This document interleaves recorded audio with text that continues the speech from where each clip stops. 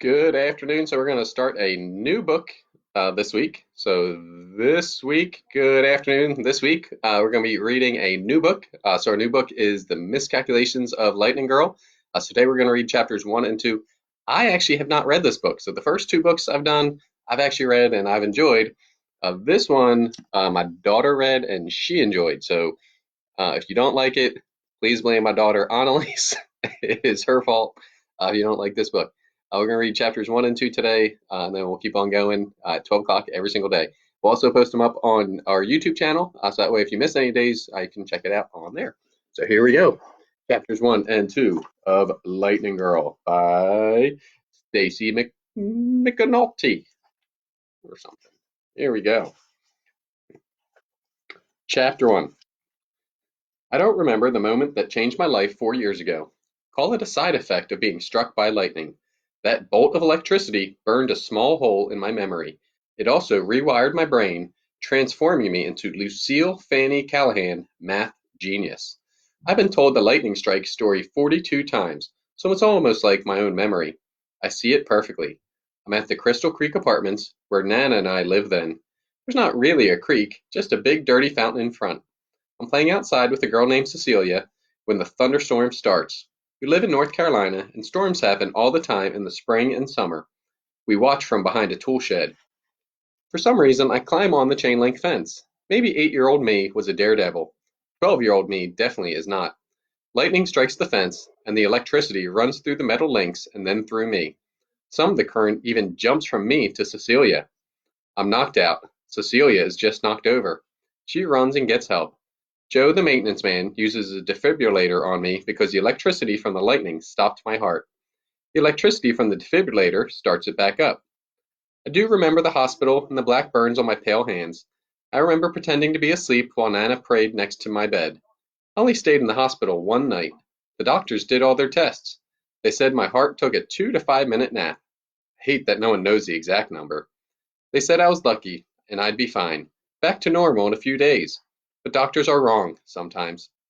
A week later, Nan and I were watching TV, and a commercial came on for a used car dealership. The man was screaming, so I had to pay attention. That's $359 a month for 48 months, folks. He was really loud. Nobody beats Frank Fontana. Nobody. I yelled back. 17,232. What?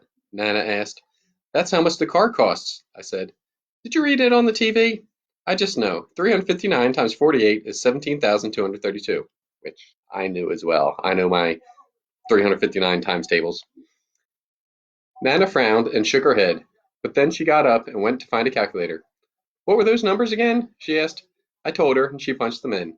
And the answer? 17,232. You're right. She sounded surprised. I wasn't surprised, but I guess I should have been. I mean, I was only in second grade. We were still learning addition and subtraction. Nana turned off the television. What's 99 times 88? She asked. 8,712. Can we have McDonald's for dinner? I asked.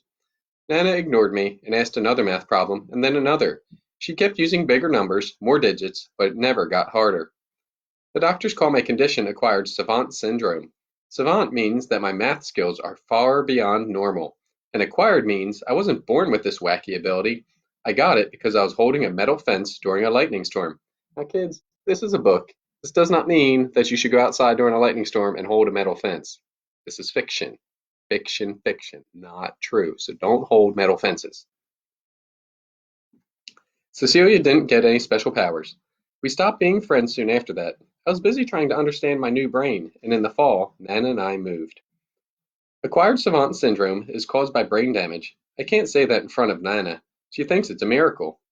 My Uncle Paul likes to think of it as a superpower, something from a comic book or a movie, but really, I'm brain damaged. Part of my left lobe has been turned off, and now my right lobe works overtime. My condition is really rare. I've never met anyone with it. It's even rarer in females and super rare in kids. One of my doctors, Dr. Emily Bowry, specializes in savant syndrome. She's worked with a lady who can make a drawing so realistic it looks like a photo, and with a guy who can speak any language after hearing it only a few times. I'm her only acquired savant patient. Years ago, Dr. Bowery did have a guy who, after hitting his head on the bottom of a swimming pool, could suddenly play the piano. He'd never taken a single lesson, but that guy is dead now from old age. My supercomputer brain can do more than add, subtract, multiply, and divide, which is no more impressive than a $3 calculator. I can also do calendar math. January 14th, 1901 was a Monday. July 2nd, 1975 was a Wednesday. September 30th, 2055, that'll be a Thursday. Google can do this too, and almost as fast. I also see math. Every number has its own color and shape. Take the number 5. It's a jelly bean shape, red-brown, like the color of a Carolina mud. The number 12 is a set of cream-colored squares. The number 47 is a fluorescent orange oval. Prime numbers have curves. Non-primes have hard edges. These colors and shapes make it fun and easy to play with numbers, and I can find patterns in anything from the stock market to baseball games to the price of cereal. Nana likes to bargain shop. And then there's my number memory ability. I remember every set of numbers I hear or see, like license plates or phone numbers or the digits of pi. Pi is my favorite mathematical constant, but because the digits of pi after the point go on forever, I only let myself recite the numbers to the 314th decimal place. Pi equals 3.1459265358979323844 blah blah blah blah blah. Keep on going. See? But I'm not going to keep on going. These digits repeat in my brain even when I don't want them to. It's like getting a song stuck in your head. Only for me, it's always the same song. Incredibly annoying, but still beautiful. Being a savant does have its downsides. Like the guy who hit his head in the pool and could play the piano, he was blind after the accident. I'm not blind, but I do have my own issues. When people meet me, they expect Einstein or Merriam or Zaccani. They're familiar with recent mathematical geniuses. But instead they get the one and only freaky strange Lucy, the girl who can't sit down without making you stare at her because she needs to do it 3 times, the girl who would rather calculate your age down to the hour than talk about your hobbies, the girl who never leaves the house without a supply of Clorox wipes and hand sanitizer. So, somebody normal now. Lucky for me and everybody else, I rarely have to meet people. I'm a reclusive genius. Chapter 2. Nana and I sit on the couch and pretend we aren't waiting for the doorbell. Uncle Paul said sometime after 4 o'clock p.m. It's only 4:11, so technically he's not late, and he won't ever be, even if he doesn't show up for days. We watch a game show where people run around a grocery store. I like game shows. There are always points or prices to calculate. A knock, finally. I'm off the couch and opening the apartment door before Nana gets up. Uncle Paul stands in the doorway with a duffel bag. He's wearing regular clothes, t-shirt, jeans, sneakers, not his Marine uniform. There she is! He drops the bag. My favorite genius and future Nobel Prize winner. I jumped into his arms. I missed you. He smells like soap and trees. And there's no Nobel Prize for math. I'm going to win the Fields Medal. I've told him this before. I think he forgets on purpose. When I let go, Nana moves in for her hug. Her gray blonde head doesn't even reach his shoulders. Hey, Ma. He squeezes her so tight her feet come off the floor. As he steps into the living room, I offer him a squirt of hand sanitizer from the bottle I keep by the door. I use some too. Thanks. He looks around the apartment. Nana and I have only lived here since January, 193 days. Nana pulls Uncle Paul to the couch. She studies him like she's checking for damage. He looks the same to me, except his white skin is red from the sun. I take the chair, giving them some space. I sit, then stand, then sit, then stand, and finally sit. You still do your funny dance? Uncle Paul says. Don't tease her, Nana squeezes his arm. I'm not teasing. It's cute. Like the way she used to say spaghetti. Paschetti. He winks at me. I can say spaghetti fine, now that my front teeth have grown in, but I can't just sit down or stand still. So, Nana says, asking a question she can't put into words.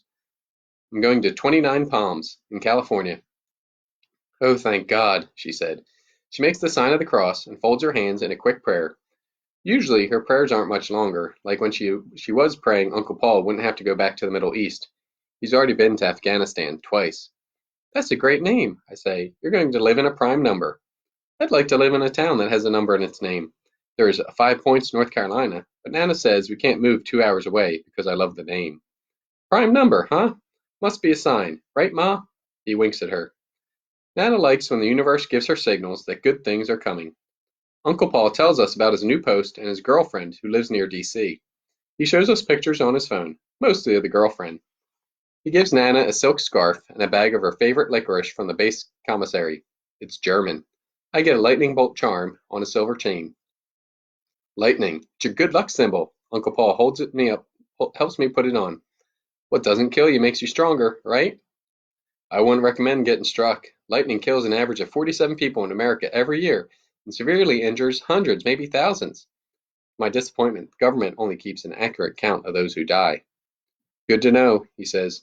Do you want the necklace? No, I love it. Thank you. I rub the charm between my finger and thumb. It needs to be wiped with Clorox, but that seems rude. I do it anyway.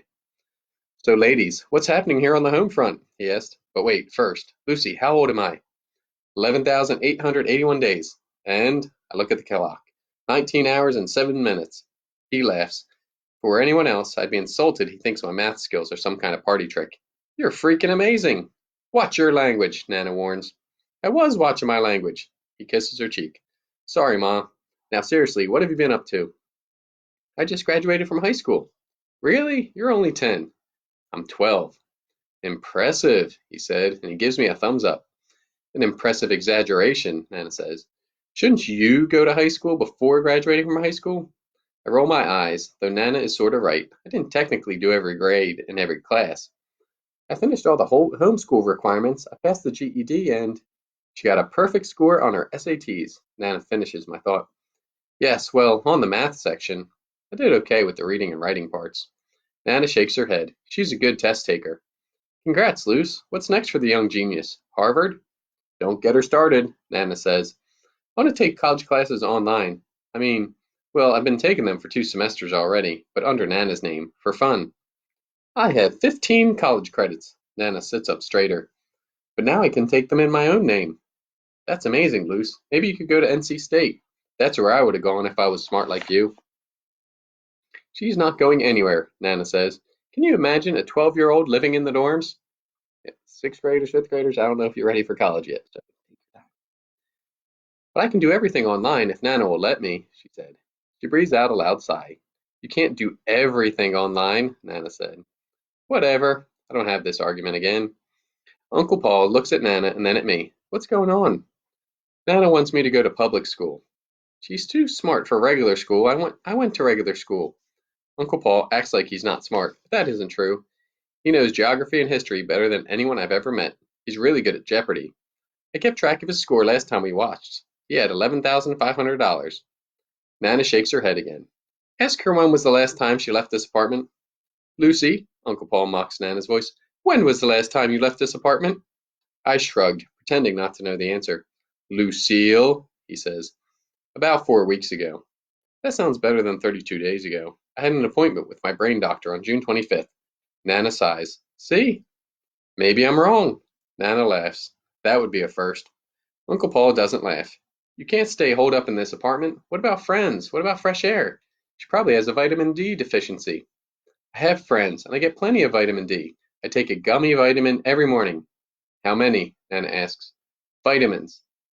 Friends? This is actually a hard answer to calculate. What makes someone a friend? Shared interest? Is there a minimum amount of time you need to spend together? Does the other person need to call you a friend too? Nana rubs the back of her neck. I think this is the real. 4, I shout. I have 4 friends. Who? Nana asks. Squarehead 314, Hip Hypotenuse, Numberlicious, and Greg S77. What? Nana laughs, but I'm not joking. Are those people? Yes, they're online friends. I know them from the math forums and the tutoring websites. Do you know anything about them? Uncle Paul asks, shaking his head. My family is ganging up on me. I know Squarehead 314 is a whiz with differential equations. He or she can explain things in the simplest terms. He or she? Uncle Paul asks. Don't be sexist. Girls are as good at math as boys are. I can't assume Squarehead 314 is a boy. Now it's my turn to shake my head. Squarehead is not your friend if you don't even know his or her gender. Uncle Paul runs his hand over his micro short, maybe eighth of an inch hair. What do you want me to do? Nana told me to be careful on the internet. I try not to ask personal questions. Lucy, you don't know these people. You've never met them. They're not your friends, Nana says. Do you want me to invite them over? No, Nana snaps. These people could be murderers, especially Greg 77. He obviously has no imagination. It's Greg S77, and he's an expert in string theory. What is that? She holds up a hand. Never mind. Ma, how do you let this happen? Uncle Paul asks. Lucy needs to be around other kids. You can't keep her locked away. That's right, I have her locked in a tower and never let her out. You have to grow her hair and escape through the window if she ever wants to leave. Please, Paul. This would be a good time for me to say, don't blame Nana. Sure, she is the one who pulled me out of elementary school after second grade, but I've never wanted to go back. Nana tried. She forced me to go to the homeschool gym class at the Y last year. I hated it. The other kids hated it too. I only like to bounce a basketball 3 times, or jump rope 3 times, or run around the track 3 times. Actually, I hate running around the track any number of times. People don't get me, and I don't really need the distractions. Instead, I say, Nana hasn't been to her doctor in over 2 years, 741 days exactly. What? Paul says. What does that have to do with anything? Ma, you have to take care of yourself. Nana and Uncle Paul go back and forth. I quietly excuse myself and carry Uncle Paul's duffel bag to my bedroom, letting him sleep there for the weekend. I log on to my computer. Lightning Girl. Hey friends, I'm back. Squarehead 314. Great, we're talking fractal geometry. It's my favorite. Maybe Squarehead and the others aren't friends, but we've got a shared love of math. Maybe that's enough. Life is like an equation, and mine is perfectly balanced. Nana plus Uncle Paul plus math equals happiness. Other people might need to add in friends or sports or money or something else, but my equation is already solved. So we will stop there for the day, but we'll continue on with the miscalculations of Lightning Girl tomorrow, same time, same place. So 12 o'clock every day here on Keller Middle School's Facebook Live. So y'all have a great day. Keep taking care of each other. Most importantly, be safe. And remember, Rangers of the way.